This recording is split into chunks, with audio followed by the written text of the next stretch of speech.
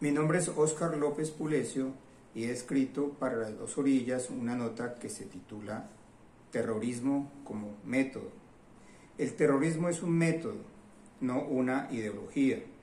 Puede ser el método escogido por el fanatismo político o religioso, pero también puede ser un último recurso de una causa noble, minoritaria y acorralada, enfrentada a un enemigo superior.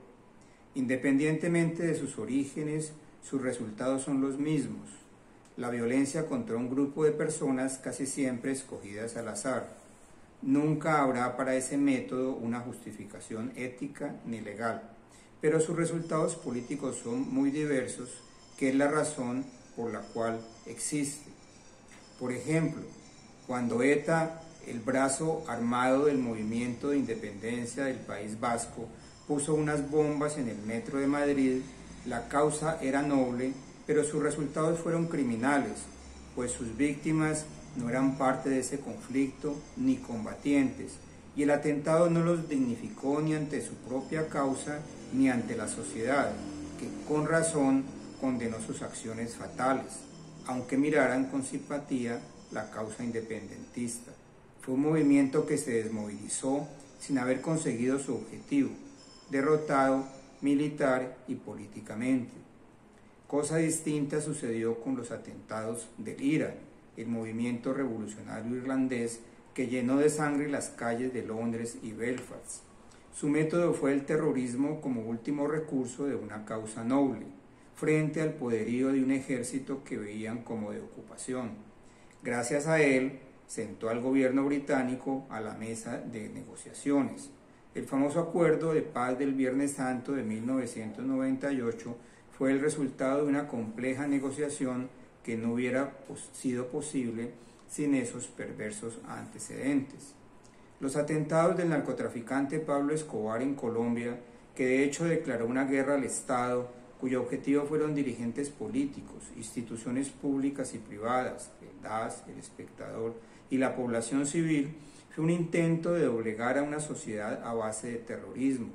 Demostró al mismo tiempo su crueldad y su inutilidad, porque la sociedad que lo abatió en una acción éticamente justa resultó mucho más poderosa que él.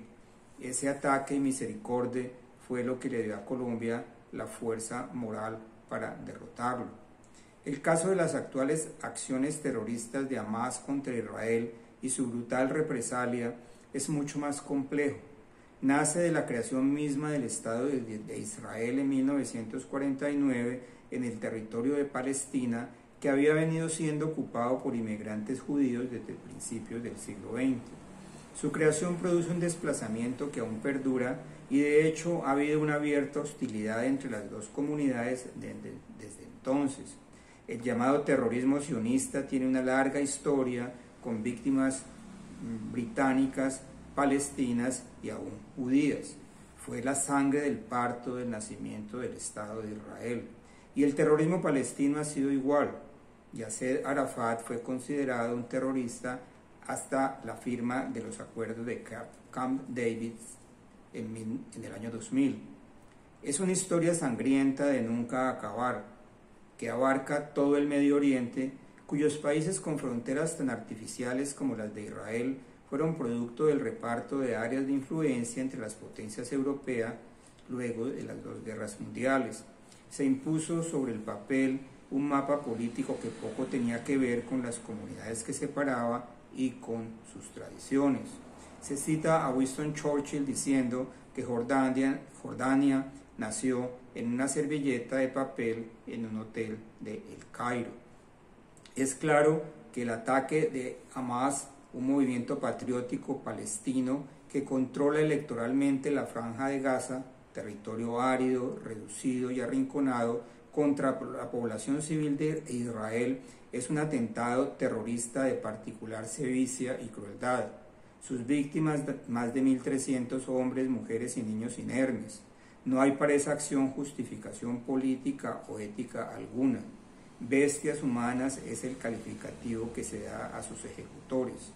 La gravedad y el desafío que la magnitud de ese ataque produce indica que con el método del terrorismo Hamas busca otras cosas que bien pueden ser provocar la reacción descomunal de Israel dispuesta a borrar la franja de Gaza del mapa para poner en evidencia ante el mundo la manera injusta como los palestinos han sido tratados por Israel, que desde hace años genera la solidaridad internacional.